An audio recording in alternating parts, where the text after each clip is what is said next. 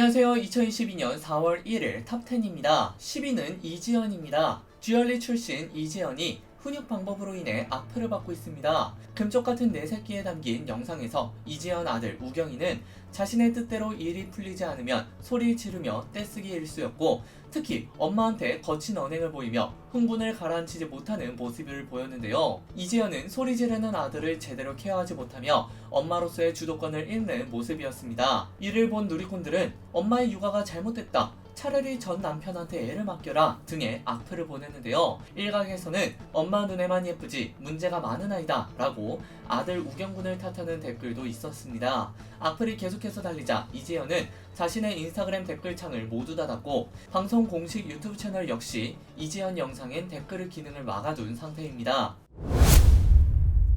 9위는 LTV 생애 첫 주택입니다. 윤석열 대통령 당선인은 31일 주택담보대출 비율 등으로 생애 첫 주택을 마련하고자 하는 국민에게 정부가 숨통을 틔워주어야 한다라고 말했습니다. 윤 당선인은 이날 서울 종로구 통이동 대통령직 인수위원회 사무실에서 인수위 경제분과 업무 보고를 받은 자리에서 이렇게 말했다고 김은혜 당선인 대변인이 서면 브리핑으로 밝혔습니다. 윤 당선인은 국민들의 내 집 마련 문턱을 낮추고 과도한 세금 부담을 덜어드릴 수 있도록 힘을 써달라라고 요청하면서 청년들의 미래를 생각해 과감하게 접근하고 발상의 전환을 이뤄달라라고 강조했습니다.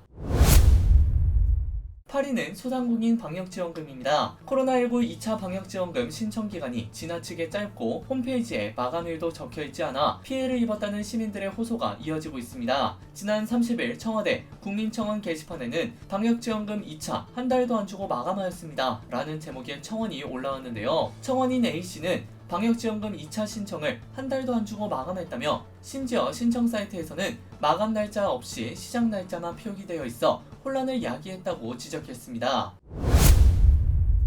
7위는 브루스 윌리스입니다. 미국 할리우드의 액션스타 브루스 윌리스가 실어증 진단을 받고 은퇴를 선언했습니다. 지난 30일 AP통신 등 외신은 윌리스 가족이 인스타그램에 이러한 내용의 성명을 발표했다고 보도했습니다. 이 성명에는 윌리스의 아내 에마 해밍 윌리스, 전 부인 데미 무어, 그의 5자녀가 서명했는데요. 윌리스 가족은 브루스가 건강상 문제를 겪었고 최근 실어증 진단을 받았다며 이것이 그의 인지 능력에 영향을 미치고 있다라고 밝혔습니다.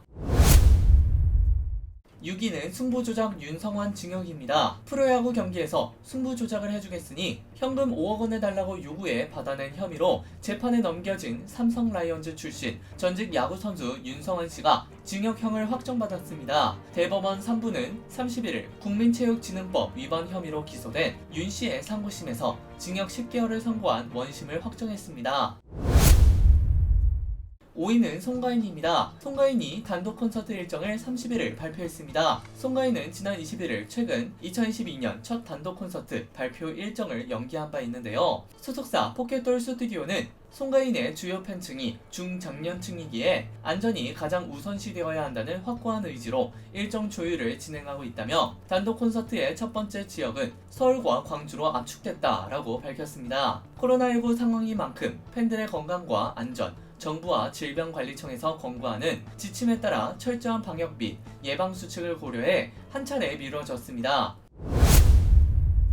4위는 문신시술 합헌입니다. 헌법재판소가 다시 한번 의사 면허가 없는 사람의 문신시술 행위를 처벌하는 것에 대한 합헌 결정을 내리자 문신사들이 또 한숨을 쉬고 있습니다. 31일 현재는 대한문신사 중앙회 등 문신 관련 단체들이 문신을 의료행위로 규정하는 의료법 제21조 1항 등이 위헌이라며 낸 헌법소원 사건에서 재판관 5대4의 의견으로 기각결정을 내렸습니다. 현재는 문신 시술에 한정된 의학적 지식과 기술만으로는 현재 의료인과 동일한 정도의 안정성과 사전적, 사후적으로 필요할 수 있는 의료조치의 완전한 수행을 보장할 수 없다며, 비의료인의 문신 시술 허용은 사회적으로 보건위생상 위험의 감소를 요한다고 판단했습니다. 3위는 인수위 영업시간 제한입니다. 이르면 다음 주부터 식당과 카페 등 다중이용시설에 영업시간을 제한하는 사회적 거리두기 조치가 없어집니다. 신용현 대통령직 인수위원회 대변인은 30일 서울 통이동 인수위 사무실에서 열린 코로나19 비상대응 특별위원회 브리핑에서 객관적 데이터를 통해 코로나19 정점이 지났다는 것이 확인되는 즉시 영업시간 제한 전면 폐지를 포함한 거리두기 완화 조치를 취할 것을 중앙재난안전대책본부에 건의했다고 말했습니다.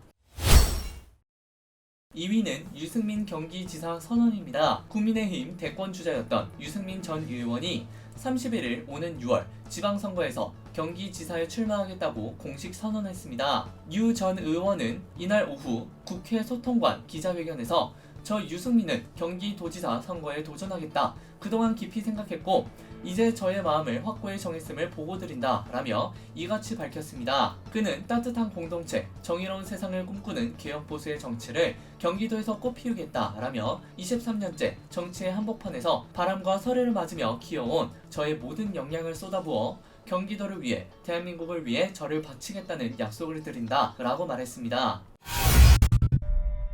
1위는 현빈 손예진 결혼입니다. 역대급 한류 부부의 탄생을 축하하기 위해 모인 초호화 게스트입니다. 현빈의 절친 장동건의 축사를 비롯해 국내 최정상의 명품 보컬 거미, 김범수의 축하까지 현빈과 손예진의 결혼은 초호화 결혼의 완성판입니다. 현빈과 손예진은 31일 오후 4시 서울 광장동 쉐라톤 그랜드 워커힐 호텔 에스톤 하우스에서 결혼식을 올리는데요. 본식에 앞서 오전 11시부터는 양가 가족들만 참석하는 가족 행사를 치렀습니다. 이날 결혼식은 두 사람의 가족과 지인들 등 약 300여 명의 하객이 참석할 예정이며 모든 예식은 비공개로 진행됩니다.